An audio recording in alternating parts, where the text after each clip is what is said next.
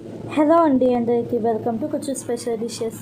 ఇంట్లో చపాతీలు మిగిలిపోతూ ఉంటాయి కదా, అలాగా మిగిలిపోయిన చపాతీలతో ఒక హెల్తీ బ్రేక్ఫాస్ట్ లేదా పర్ఫెక్ట్ ఈవినింగ్ స్నాక్ ఎలా చేసుకోవాలో చూపిస్తున్నాను. ఒక్కసారి చేశారంటే మళ్ళీ మళ్ళీ చేయమంటారు ఇంట్లో పిల్లలు పెద్దలు, అంత టేస్టీగా ఉంటుంది.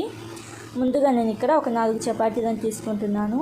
నేనైతే చిన్న సైజ్ న్యూడిల్స్ లాగా చేస్తున్నాను. మీరు పెద్ద సైజ్ న్యూడిల్స్ లాగా అయితే చపాతీలను రోల్ చేసుకొని కట్ చేసుకోండి.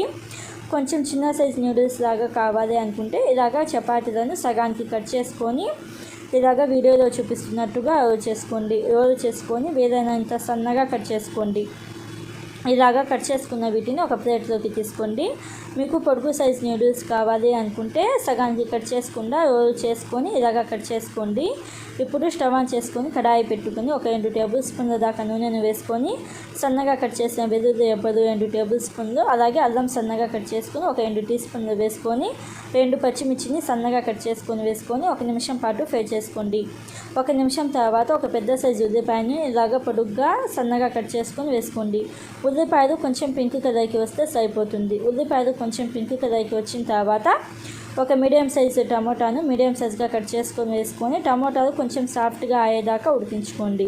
ఇలాగా టమోటాలు కొంచెం సాఫ్ట్గా అయిన తర్వాత క్యాప్సికమ్ పొడుగ్గా సన్నగా కట్ చేసింది 1/2 కప్పు, అలాగే క్యారెట్ కూడా ఒక 1/2 కప్పు సన్నగా పొడుగ్గా కట్ చేసుకొని వేసుకొని బీన్స్ సన్నగా కట్ చేసింది ఒక 1/2 కప్, అలాగే పచ్చి బఠానీ కూడా ఒక 1/2 కప్పు వేసుకొని 1 నిమిషం పాటు ఫ్రై చేసుకోండి.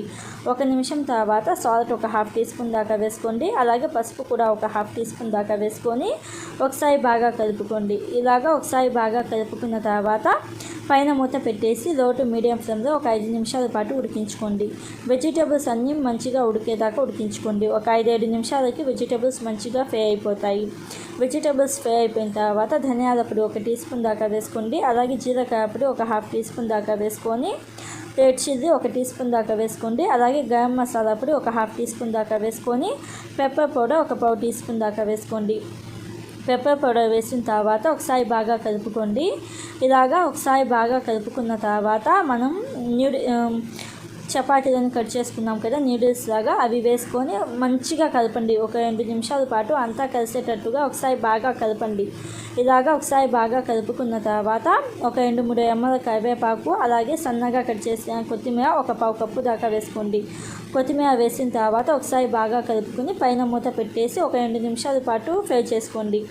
ఇలాగా ఒక 2-3 నిమిషాల పాటు ఫ్రై చేసుకున్న తర్వాత సన్నగా కట్ చేసిన కొత్తిమీర వేసుకోండి. అలాగే చాట్ మసాలా 1 టీ స్పూన్ దాకా వేసుకోండి. మీ దగ్గర చాట్ మసాలా లేకపోతే లెమన్ జ్యూస్ వేసుకోండి ఒక 2 టీ స్పూన్ల దాకా. అలాగే చిటికెడు ఉప్పు వేసుకొని ఒకసారి బాగా కలుపుకోండి. ఇలాగా ఒకసారి బాగా కలుపుకున్న తర్వాత మంట ఆఫ్ చేసేసి సర్వ్ చేసుకోవాలి. టేస్ట్ మాత్రం చాలా అంటే చాలా బాగుంది. చపాతీలు మిగిలిపోతే చేయడం కాదు, దీనికోసం చపాతీలను కాల్చుకొని మరీ చేస్తావు, అంత టేస్టీగా ఉంది. అస్సలు మిస్ కాకుండా ఒకసారి తప్పకుండా ట్రై చేసి మీకు ఎలా వచ్చిందో నాకు కామెంట్ బాక్స్లో చెప్పండి. Thank you friends.